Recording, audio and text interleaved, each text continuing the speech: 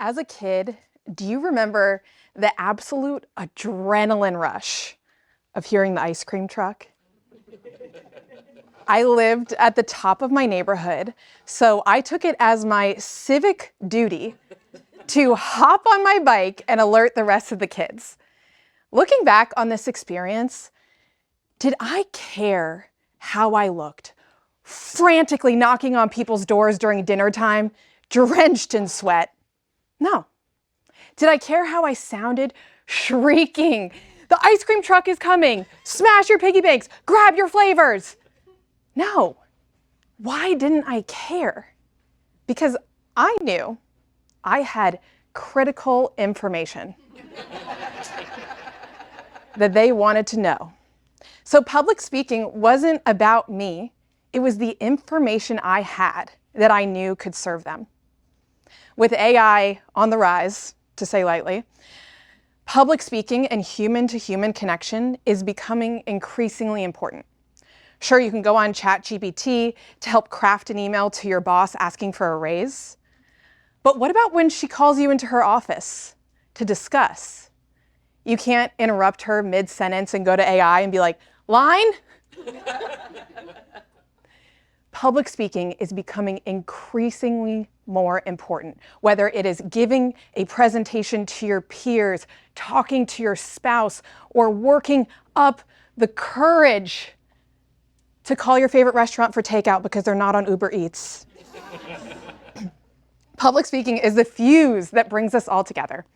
It's also the gateway to opportunity, the first step in a multi-million-dollar deal, or a partner saying yes to a proposal, or landing your dream opportunity was someone out there who knew how to deliver what they wanted to say.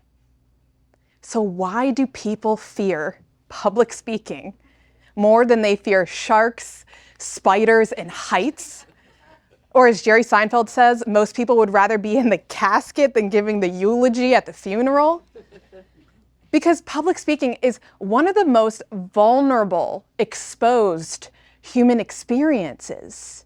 Personally, I blame school spelling bees or performances where we felt like we couldn't miss a letter, that we had to deliver every line perfectly.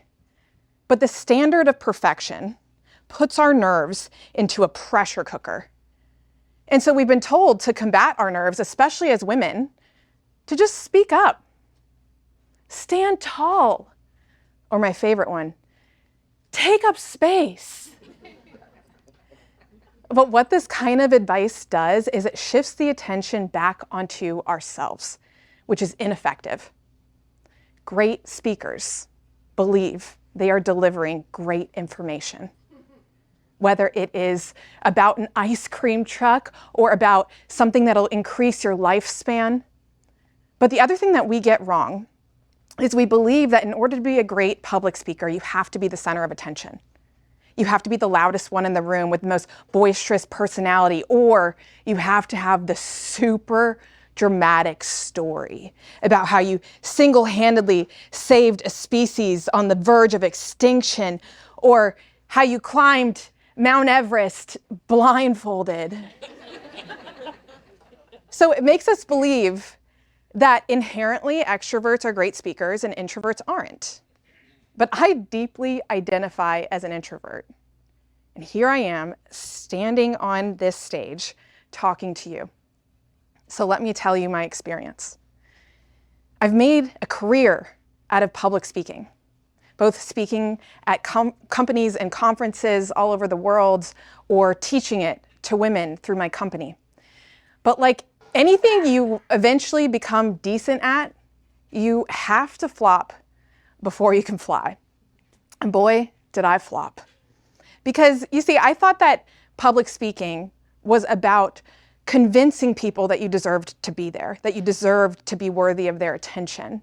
And so anytime I would get in front of people, I would just like fire hose my resume or accolades or press or name drop someone that I was in the room with for like more than 2 seconds.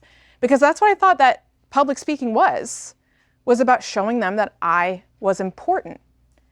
And as you might guess, it wasn't landing. And so what did I do? I started to study other speakers. And I was like, why am I seeing speakers lose their train of thought on stage or stumble over a word and still get standing ovations? Or why did I trip going up to the stage for the whole audience to see my Spanx? And I still had women wanting to talk to me afterwards. Because being relatable doesn't make you unreliable. It makes you a great speaker that is wired for connection. The pressure to be impressive creates fear within ourselves, lack of authenticity in our delivery, and drives a wedge between the speaker and the listener. I mean, let's be honest, we've all been sitting across the table from someone who is 45 minutes into their monologue, hasn't asked us a single question yet. Our coffee is empty, and we are knee-deep into hearing every detail of the story about how they actually had the idea for Uber first. If only their college roommate didn't steal their whiteboard, you know. Public speaking isn't about showing that you're important. It's about proving to your audience or your listener that they are important. Which brings me to my secret. If you want to be a great public speaker, ask yourself one question. Where are you shining your light? I have determined there are two types of public speakers. You have a spotlight speaker and you have a lighthouse speaker. A spotlight speaker, the light is shining on you. You are concerned with public perception. You are asking yourselves, how do I look? How do I sound? Does everyone like me?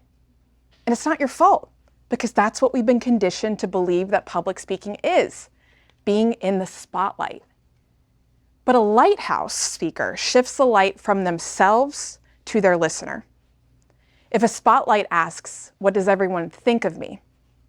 Then a lighthouse asks, what does everyone need of me?